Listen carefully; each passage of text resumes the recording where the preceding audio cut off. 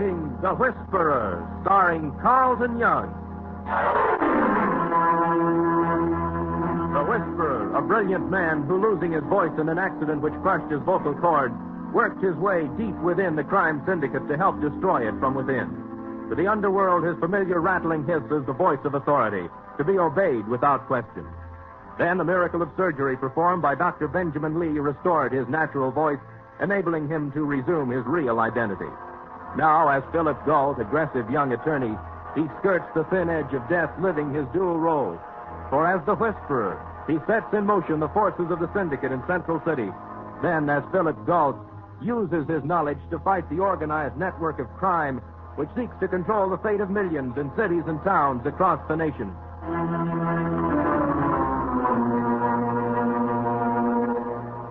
Now, in Philip Galt's oak-paneled law office, we find him at the telephone speaking in the voice of the Whisperer, making his report to a superior in the syndicate in New York. Hello, New York. Jordan given instructions. Will advise later. Aha. Aha yourself. What's in that pretty head of yours? Brain, I just figured out something. Now what? Well, under ordinary circumstances, when you give out with that horrible voice of your alter egos, you instruct someone to kill someone else. And? And then you have to break your neck to stop the killing you started in the first place. In the second place, sweetheart, the syndicate starts it. Well, anyway, our whole evening is ruined. Okay, so... So, tonight I noticed you didn't give instructions to have anybody killed. Ergo, that means you don't have to involve yourself in that horrible syndicate business. And you can devote your full attention to... turn your attention to me. But, Ellen... Yes? It'll be a pleasure. Oh, no. Well, what's the matter? Well, you agree with me. Well, don't I always? Well, you've got that backwards. It's not don't you always. It's you always don't. You know what I was thinking? Should I know? A place where we can have a nice, leisurely dinner. Look soulfully into each other's eyes over coffee with soft music in the background. And then emerge into the evening in search of entertainment. Honest, Phil? No syndicate business at all? Well, nothing pressing. Phil. Now, relax, sweetheart. You won't be able to digest your food properly if you don't.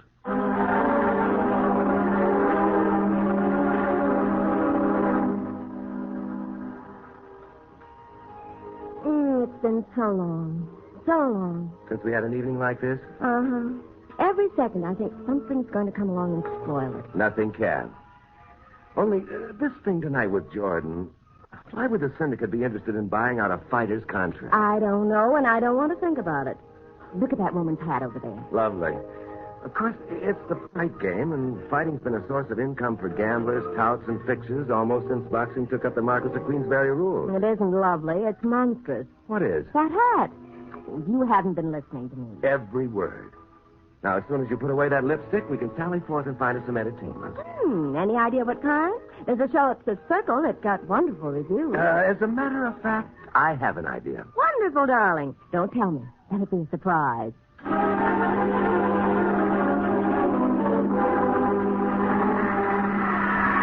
Last round may have a knockout in it because Sullivan's knees are buckling. And there it comes, a hard left to the middle. An uppercut that snaps Sullivan takes. All this battling Abbey is dynamite. Sullivan is groggy, his eyes are glassy, and I think, yes, the referee is stopping the fight. It's a TKO for battling Abbey in the sixth I was round. looking for a Ladies and surprise. gentlemen of the radio You audience, did it again, put up Phil. an It is entertainment, sweetheart. This kid Noonan is an up-and-coming youngster. Well, I thought you liked the fight. So do you, if it fits in with your plan. I didn't have any plans. Now, you sit tight. This won't take but 5 minutes. What won't? Phil Galt, where are you going? Back to the dressing rooms. I want to speak to Kid Noonan's manager. Oh.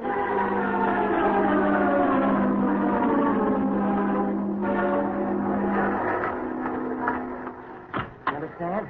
And I don't want you pushing so much tonight. This boy is a counterboxer. He doesn't lead. He waits for you to open up and then he counters. Yeah, what is it? My name is Gall. I'd like to talk to you, Corky. No, not now. What kind of brains you got, Gall? The kid's going out there in a few minutes. Sorry, I didn't know you were giving him last-minute instructions. Well, I'm all through with him anyway. Keep those muscles rippling. Over here, Gall. We can talk for a couple minutes anyway. Okay. Nice boy. Yeah, he's coming. Coming. Not up there yet, but a comer. If I can get him fights. Yeah? Why can't you? Gangsters are trying to take over the fight game, Sonny. Lay down, kid. Relax, relax. Gangsters? Yeah. Does that have anything to do with your face looking like it had an argument with a buzzsaw? You're not so dumb, Galt. Oh. But I don't understand why anybody beat you up. Well, better you don't understand. Look, what can I do for you? Well, I was wondering if Kid Noonan's up for sale. You too. Me too, what? Wanting to buy the kid. Oh. Who else wanted to buy him? The guy who wouldn't take no for an answer and then gave me this going over. But it was still no? Yeah, to him and to you. The kid is my boy, and I'm keeping him. If I can figure a way to get him some fights. You don't know this gangster? No. He called himself by some name, didn't he? Smitty. That tell you anything? You're like a fighter with both eyes closed, in there swinging against the champ. This Smitty said he was representing someone else. A certain group is the way he put it. But I know who that certain group is. These gangsters? The syndicate, Sonny.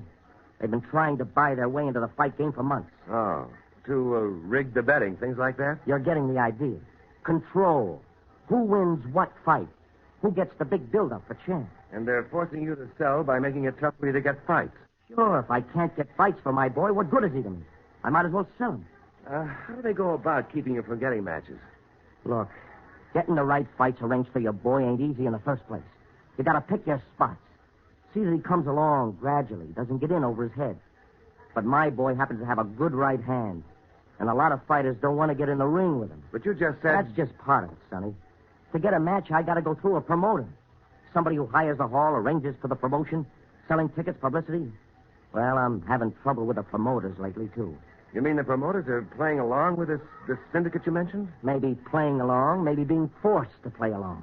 Have you taken this up with the boxing commissioner? Oh, what's the use? What are they going to do about it? Look, I got to take my boy out there now. This may be his last fight for a long time. Suppose I take it up with the boxing commission. You? Go ahead. Fella by the name of Jordan's your best bet. Jordan? Yeah, you know. I might. And I might, as a lawyer, be able to get Kid Noonan some fights. Well, you can try. I'll give you a list of the boys I'd like to match him with. If you do, If I do? I'll buy your tickets to the kids' fights for the next 10 years.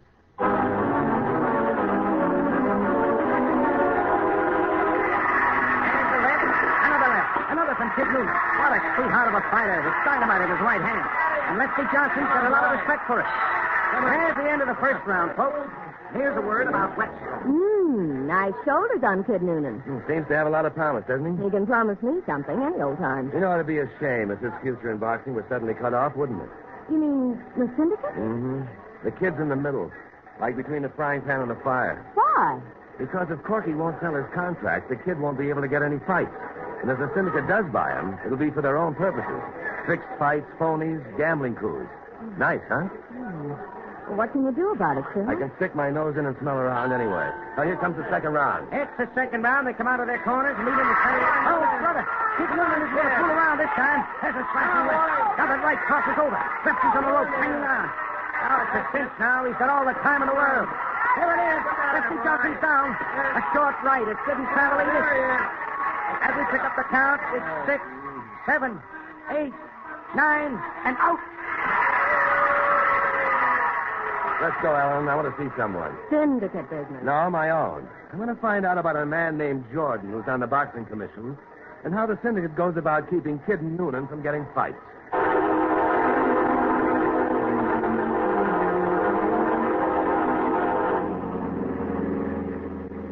Ellen, Uh-huh. this fellow Jordan I called up when I used the Whisperer's voice to give instructions. What about him? Corky Ballou told me the man to see on the boxing commission is named Jordan, too. Oh? The same one? Could be. I don't know. Press in that cigarette lighter, will you, sweetheart? Oh, no. Oh, no, what? It'll set off another one of your gadgets. No, I just want a cigarette. Here, take one out of my jacket pocket and light it for me, will you? All right. No. What? Not that case. Put it back. There's an open package of cigarettes in my pocket. What's the matter with the case? Ellen. What? Don't press that catch. The case is loaded. Loaded? With what? Enough explosive to blow this car to Kingdom Come. Now put it back in my pocket. Bill Galt. Is this another gadget of yours? A kind of deadly gadget, Ellen. Now just slip it back. Easy. That's fine. Thanks. What do you expect to do with it? Well, you can never tell when a situation will come up that demands a little subtlety. Subtlety? For the miniature atom bomb in your pocket? Here, a cigarette. Thanks. Deliver me from a slap-happy gadgeteer. I'll deliver you right to our destination. And here we are. And please don't divert Mr. Jordan's attention while I'm talking to him. Divert his attention. By being so ravishing.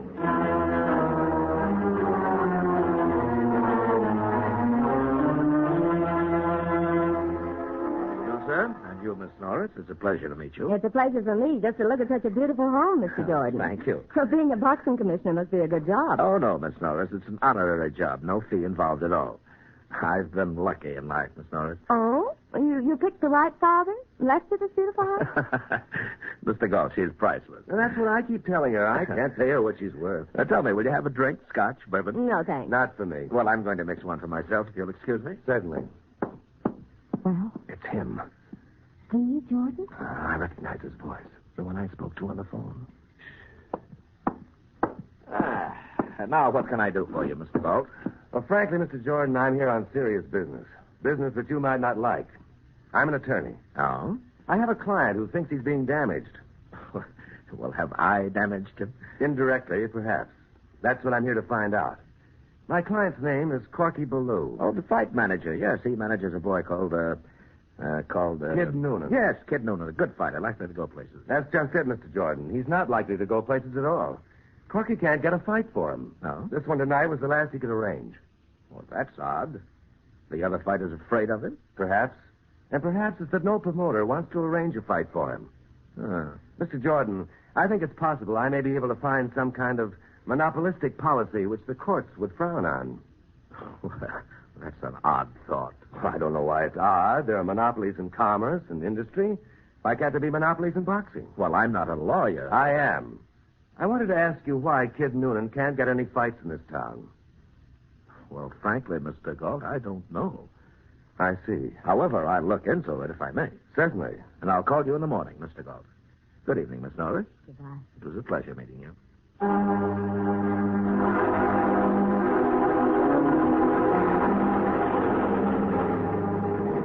Still, I don't believe it. Believe what? That Mr. Jordan is mixed up in any way with the syndicate. He's the Jordan I gave instructions to. He's the one who told someone by the name of Smitty to buy Kid Noonan's contract from Corky Ballou. And when Corky wouldn't sell, Smitty gave him a terrible beating. Smitty. He must be one of those syndicate's hired killers from out of town. Sent here to work on this job with Jordan. But Mr. Jordan is so cultured, so refined. Yes. Come on in with me. Where? This drugstore? Yeah, I want to make a phone call to New York.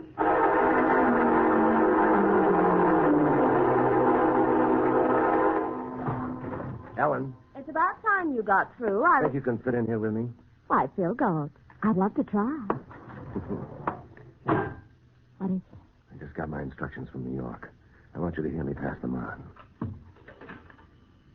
Nice, refined Mr. Jordan.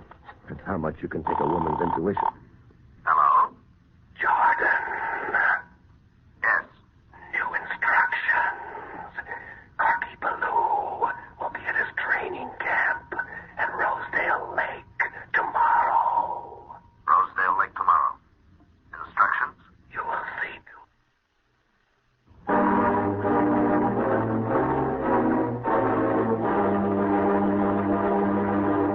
You are listening to The Whisperer, the story of Philip Galt, who skirts the thin edges of danger, living his dual roles.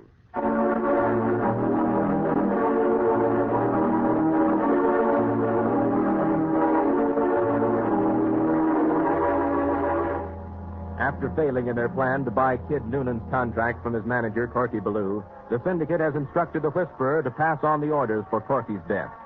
Now, Philip Galt, alias the Whisperer, must prevent this murder and still retain the secret of his double identity. Come in for a minute, Phil. Thanks. And so quiet all the way here. Well, I've been quiet. I've been thinking, Ellen. I can see where that would take up your whole attention. Well, seriously, we're in it now. We? You're the one who always puts us in it, passing along those horrible instructions. Mm-hmm. And I'm right back at the starting point. Jordan will tell this Smitty to kill Corky Ballou. But who is Smitty? What does he look like? It's always the same, Phil. Yes, but in this case, we've got a lead. Rosedale Lake. That's right. Training camp for Corky's fighters. He'll probably get back there late tonight or early tomorrow. And Jordan will have passed on his information to Smitty. It's too bad you have to work tomorrow. Who said I have to? Dr. Lee's in Philadelphia, a medical convention. And the office is closed for 2 whole days. Oh. Well, it's a long, grueling trip, and... And I love a trip. And Phil, Huh? Jordan is slimy. I don't just plain old hate him. I loathe him. I know what you mean. But don't let your emotions carry you away. Something I wish would happen to you. What? Here you take me out for an evening, drive me home. I invite you in, and what do? Make love to me? Tell me what your emotions are doing to you? No. Come here. No, thanks. Come here. No. I said come here. Well, if you put it like that.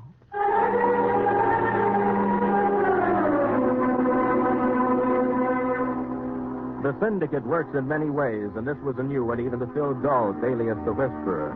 With their ramified network operating at top efficiency, they are trying to gain control of a large block of the fighting interest throughout the nation, with one tentacle of the giant octopus reaching into Central City. After Phil had said goodnight to Ellen, he drove back to his apartment, trying to figure out how he could put a stop to the syndicate's plans. Towards morning, he fell into a restless sleep, and... Hello. Hello, Galt.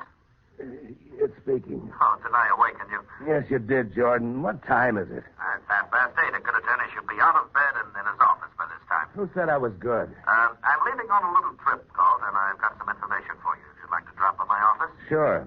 Could you make it in about half an hour? Right.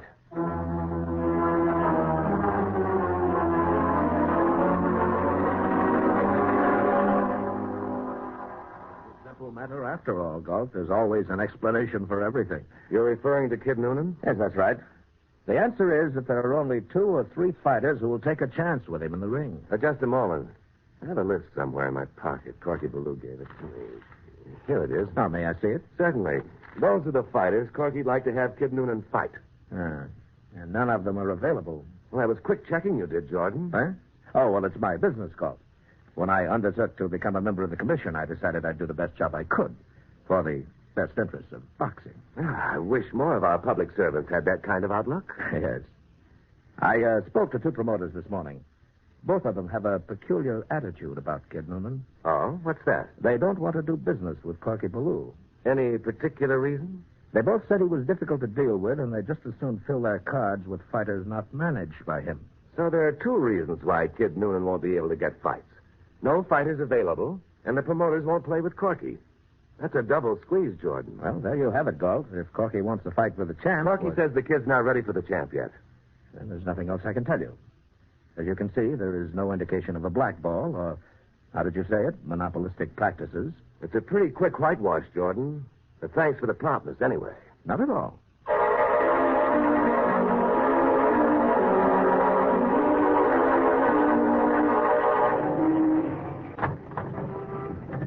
It's about time you came out. Ellen, what are you doing here? And I called you at home, you weren't there. I thought you'd left for Rosedale Lake without me, and I was furious. And then I suspected you'd be calling on Jordan, and I looked up his business address, and, well, here I am. So I see.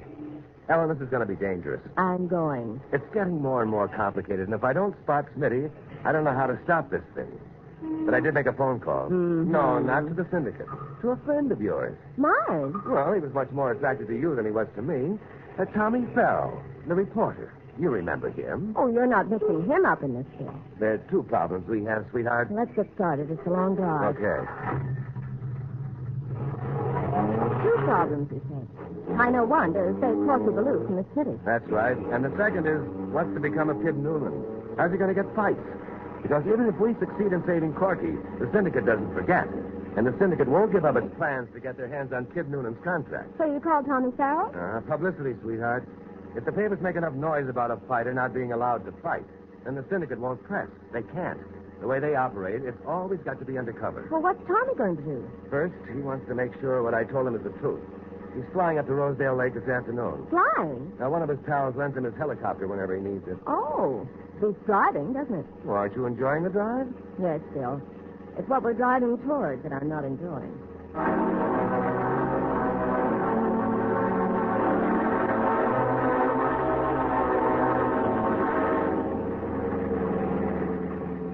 Oh, it's beautiful, Phil. Look at the sun sparkle on the water. And the air so clean. There's the hotel. We'll drive around the back. There's a boxing ring, Phil. Punching bags, equipment. Nobody's here, though. Say, how about some lunch in the hotel, and then we'll look up Corky? Well, maybe he's not here. He'll be here, sweetheart. The syndicate doesn't make mistakes. And they said he'd be here.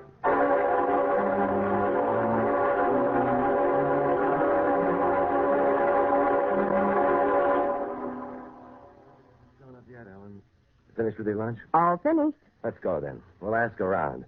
Corky's the kind of a guy I think wouldn't pass up lunch. Tommy! Tommy! Well, where is he? Oh. Hi, kids. Oh, just get in? Uh-huh. Why, don't you look like the cat that ate the canary? Me? You? It wasn't canary. It was chicken fricassee. And very good, too. Both helping. For lunch? It's Phil. I never know if I'll eat dinner at a reasonable hour. Or if you'll eat it all, from what I can gather. Well, what's the gizmo with Corky Ballou? If things are so urgent, what are you hanging around here for? Where should I hang around? His bungalow. Bungalow? Doesn't he live here in the hotel? Of course not. Oh, I forgot. You wouldn't know. Me, I've been up here so many times, the woods are like little brothers to me. We better hurry. Suppose you hurry, Phil. I'll go down to the lake with Ellen. Fine. Just what I was going to suggest. Oh, no. You're not getting away like that, Phil Galt. We're coming along. Besides, Tommy has to show you the way. Well, then let's go.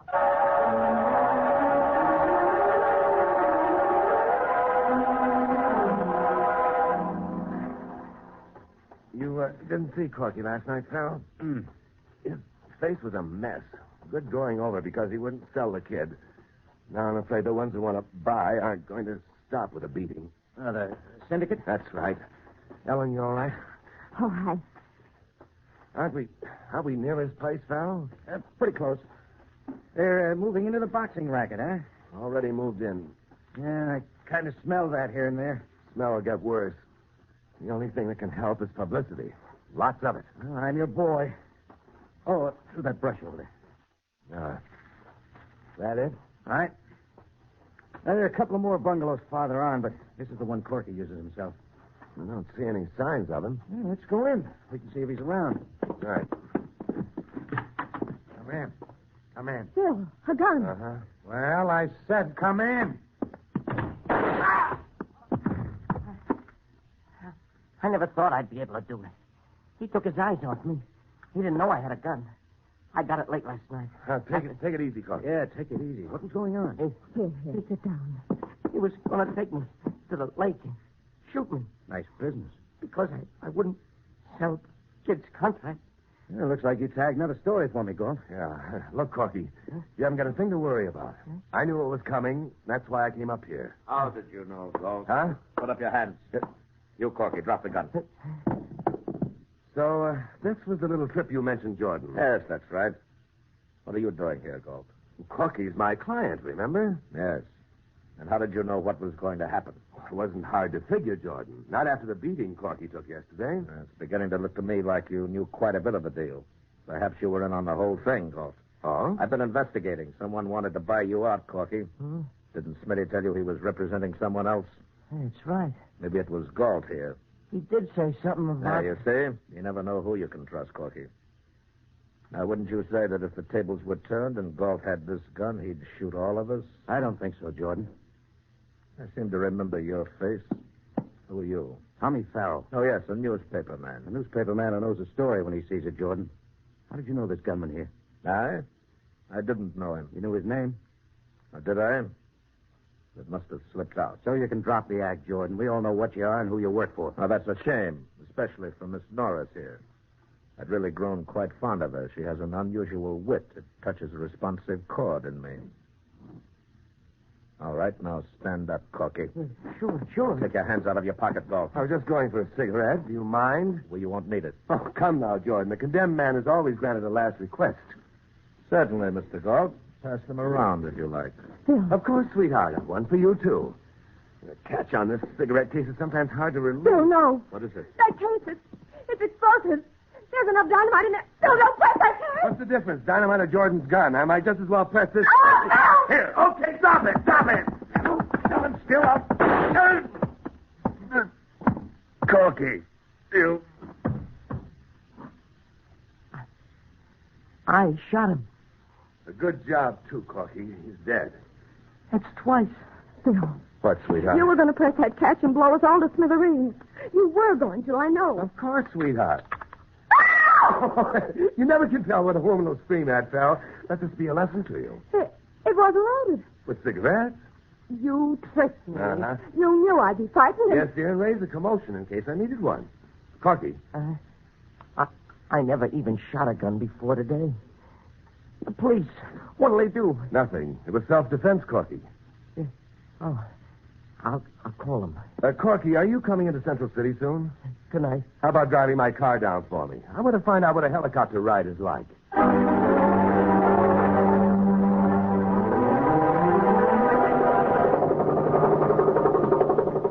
Well, they won't be able to keep Kid Noonan from getting fights now. Not when every newspaper in the country exposes the syndicate moving in on a boxing game. That's what I thought.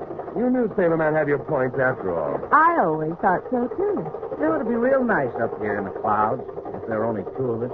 Oh, don't be bashful, pal. Anything you want to tell me, you can say in front of Ellen. Getting a little airsick, dog? Be glad to drop you off anywhere. No, feel fine. I have a spare parachute. Oh, I wouldn't think of taking a spare, fellow. Suppose Ellen had to get out in summer, right? Keep it up, boys. It's building the old ego. There's only one thing, Tommy, that makes me stick so close to Phil. Well, tell me, I'll cultivate it. His gadgets. Like that cigarette case friend. That was a psychological gadget, Ellen. Would that make it a psychological case? Oh, Ellen. That does it. Ellen, you can use that parachute any time.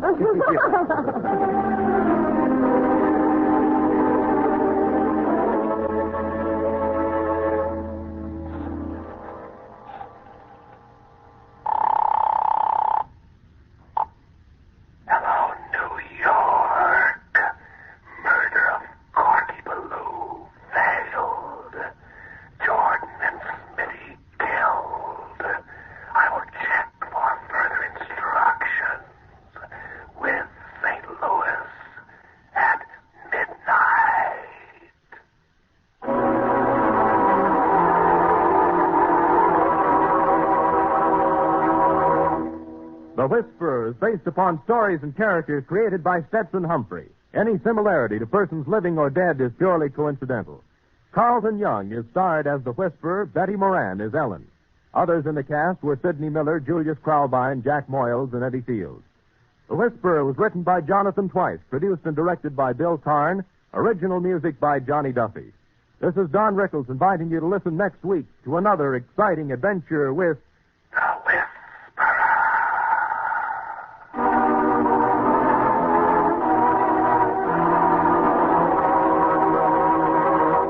It's the Silver Jubilee on NBC.